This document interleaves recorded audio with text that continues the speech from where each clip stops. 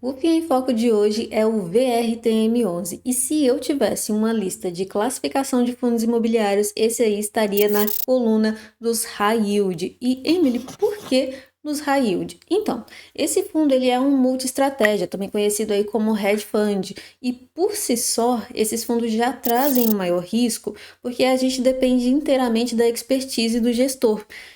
Enquanto um fundo imobiliário de logística, por exemplo, só se preocupa em alocar em logística, ou um fundo de lajes corporativas se preocupa em ter uma posição majoritária em lajes corporativas, e o mesmo acontece com fundo de shopping, de CRI, o hedge fund ele não precisa se preocupar com possíveis alocações, sabe? Possíveis porcentagens de alocação. Então, a carteira do fundo pode mudar frequentemente. E isso, por si só, já é um risco para o cotista. Como a gente pode ver aqui, no próprio objetivo do fundo, né, o fator Veritar Multi-Estratégia, ele tem o objetivo aí de investir em ações do setor imobiliário, pode investir em debêntures, SPE, FIPE, CRI, LCI, cotas de outros fundos imobiliários. Tem muitos ativos, todos, claro, lastreados ao setor imobiliário, que eles podem investir. Mas como é que está o portfólio do VRTM hoje? Essa aqui é a atual carteira do fundo, esse é o relatório referente ao mês de abril, e eles têm aí em CRIs 20,51%, a gente vai ver cada uma dessas carteiras, tá? Tem 5% em caixa, em cotas de outros fundos imobiliários tem 32,33% e 41,80% em imóveis. Particularmente, eu gosto bastante da tese dos hedge funds, porque eles, justamente por poderem investir em todo tipo de ativo, eu acho que é uma das melhores estratégias que tem. Gosto muito, mas eu gostaria de saber de você. Você gosta de hedge fund? Você investe em algum hedge fund, muita estratégia? Deixa aqui nos comentários, eu quero saber qual fundo você investe ou qual você está de olho aí para uma possível aquisição, e aproveita também para se inscrever aqui no canal e curtir esse vídeo. Mas agora vamos dar uma olhada na carteira de CRIs desse fundo imobiliário. Vamos começar aqui pelos indexadores e as taxas. Então, olha só, eles têm exposição a CDI e IGPM, que é só um pouquinho, né, 2,78%. Como o IGPM é muito volátil, todos os fundos imobiliários agora têm uma porcentagem bem pequenininha alocada em IGPM. E também tem IPCA, que representa aí 38,51%. E as taxas?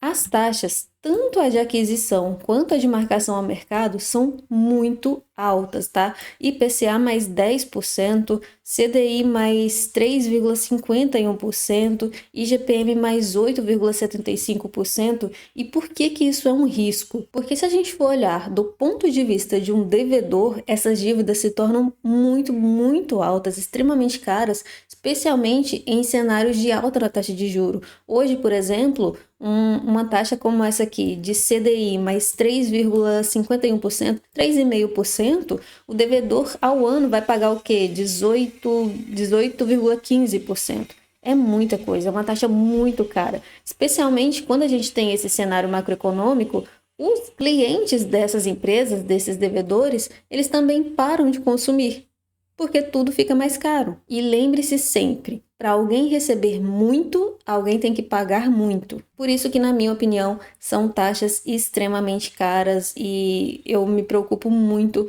com essa questão de inadimplência, porque os fundos onde a gente mais vai ver esse tipo de inadimplência são esses que têm as taxas muito altas. Aqui a gente também tem um outro ponto de atenção, que é o setor do devedor. A gente tem muita coisa aqui em loteamento, construção civil, incorporação e varejo, né? Que aí entra varejo e shopping. E juntando todos esses setores aqui, são a maior parte do portfólio do FII, especialmente o de loteamento, construção, incorporação. Na minha opinião, são os mais arriscados, porque aí a gente tem o risco de obra e o risco de vendas, né? E aqui na carteira do fundo, a composição em si, na verdade, tá bem diversificadinha, são 21 ativos, são 21 CRIs, e a maior concentração do fundo é de 3,10%, 2,02%, 1,97%. Então, olhando aqui por esse ponto, é muito interessante porque está bem diversificadinho. Afinal, o fundo investe em vários tipos de ativos, então ele tem essa possibilidade de pulverizar um pouco mais a carteira. Tanto que houve uma inadimplência nesses últimos meses aí, e era apenas, acho que 1% do portfólio do FII, nem sequer influenciou muito no rendimento. Mas existem outras coisas que a gente tem que olhar também. Por exemplo, eu já falei do setor, né? Eu acho bem arriscado. Ele tá bem diversificado também em relação às securitizadoras. O LTV. A gente vê LTVs bem baixos aqui, ó, 35,8, 27, 26, 55, 41, 26. São LTVs muito baixas. E se a gente olhar só pelo ponto de vista do LTV, a gente vai pensar, nossa, muito bom. Só que você tem que se lembrar que para um devedor aceitar um LTV tão baixo, lembrando que o LTV quanto mais baixo, melhor para o fundo imobiliário, tá? Para a visão do devedor, não. Quanto menor, pior. Se o devedor aceitou um LTV tão baixo, é porque ele não tinha outra opção. Ou seja, aí você já começa a pensar no risco de crédito desse devedor. E se a gente pegar o LTV e associar a taxa de aquisição, que são muito altas, aí você tem certeza que são um risco de crédito muito mais altas, porque olha só, IPCA mais 10, IPCA mais 9, IPCA mais 12, CDI mais 3,4, CDI mais 5,6, CDI mais 4, IPCA mais 7, IPCA mais 12, são taxas muito altas. Então vamos lá, taxas altas, segmentos mais arriscados e LTVs muito baixas. Mostra que os devedores, eles têm um risco de crédito muito maior. Pelo menos na minha opinião, analisando essa carteira aqui, tá bom? Vamos dar uma olhadinha na carteira de fundos imobiliários, como ela está composta.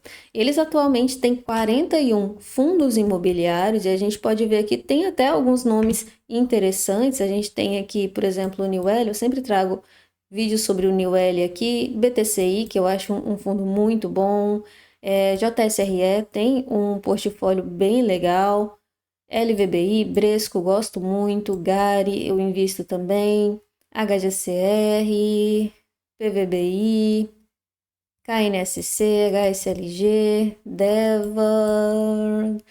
Aqui, ó, tem um preço baixo, né? Pelo menos está com um yield on cost bem legal. Eu acho isso aqui bem interessante, que eles trazem pra gente o preço de aquisição, né? Muitos fundos imobiliários aí que investem em cotas de outros fundos imobiliários poderiam também trazer essa informação pra gente ter mais ou menos uma ideia de se foi um bom negócio ou não. Em alguns fóruns que eu participo, eu vejo muito pessoal reclamando aqui dessa gestão especificamente, que eles ancoram muitas emissões, ao invés de aproveitar oportunidades melhores no mercado secundário. Mas eu não vou me aprofundar nesse ponto porque realmente eu não acompanhei essas emissões, não acompanhei essas movimentações da gestão. Eu comecei a analisar esse fundo por agora. Mas se você pensa em um dia investir esse fundo imobiliário, se você é cotista, você pode observar isso aí. É o que eu falo, né? O multi-estratégia, a gente está totalmente à mercê do pensamento do gestor. Agora, a minha parte favorita. Vamos olhar a composição da carteira de imóveis do fundo.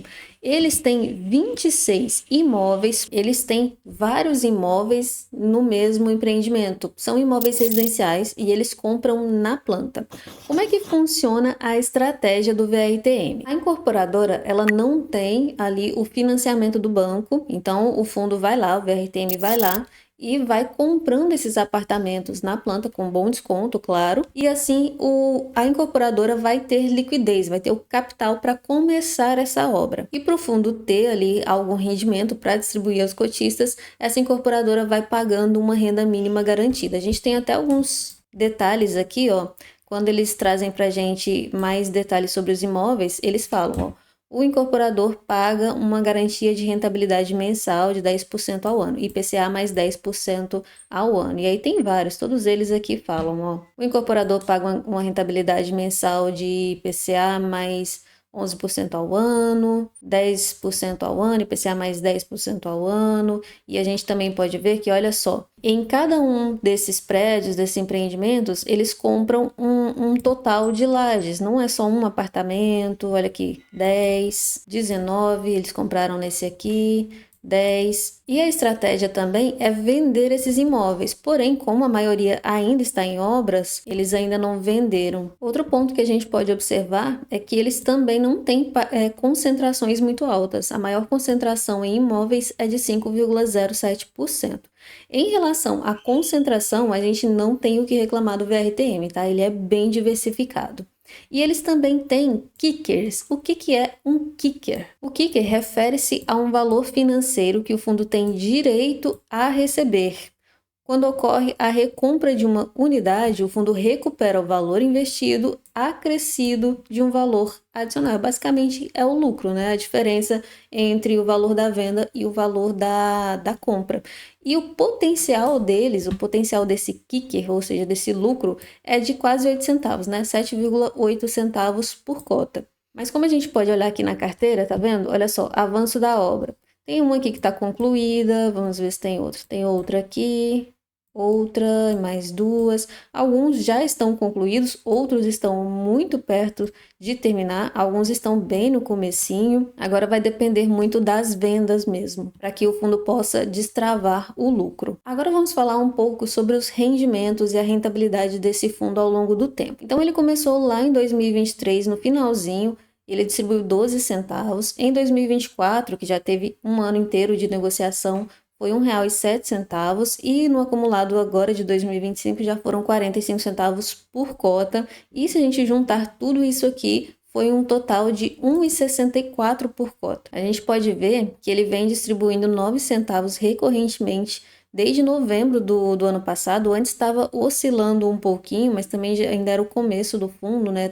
Tinha toda aquela questão de alocação, mas parece estar bem estável aí nos 9 centavos. Eles contam já com 11.798 cotistas, lembrando que ele é um fundo base 10 e o valor justo dele é R$ 9,35, está sendo negociado com um desconto de 24%. Atualmente ele está sendo negociado a R$ 7,19. Nos dados aqui do gráfico a gente pode ver que ele já chegou a ter uma valorização aí de 25%, mas de lá para cá ele tem uma desvalorização de mais de 15%. E o yield anualizado dele é de 15,26%. E concluindo o meu vídeo, olha só. Eu gosto muito da tese de multi-estratégia, mas eu acho esse fundo extremamente high yield. As taxas não me deixam muito confortáveis para investir nele, o setor não me deixa muito confortável para investir nele. Essa questão de comprar imóveis na planta é até interessante. Para falar a verdade, desde eu comecei a estudar o fundo e eu achei até interessante, mas se você parar para pensar também é bem arriscado. A gente tem muito risco de distrato, né? A pessoa, eu vou comprar um imóvel, assino um contrato, depois decide não comprar mais, paga uma multa e tem o distrato. A gente tem o risco de obra, a gente vê ali que tem ativo que está começando a obra, 0% ou 9% de avanço. Nesse período de obra, muitas coisas podem acontecer, isso pode durar 2, 3, 4 anos. Então, assim, na minha opinião, lembrando que aqui tudo que eu falo é a minha opinião, baseada no que eu leio nos relatórios gerenciais, e, bom, nos documentos de uma forma geral do fundo, mas na minha opinião não é um fundo que compense, especialmente se você tem aí uma carteira que não é tão grande. Mas na sua opinião, você acha que vale a pena? Tá pagando um yield legal em relação ao risco que ele oferece? Me deixa a sua opinião aqui nos comentários, aproveita para curtir esse vídeo, se inscrever no canal e a gente se vê no próximo vídeo.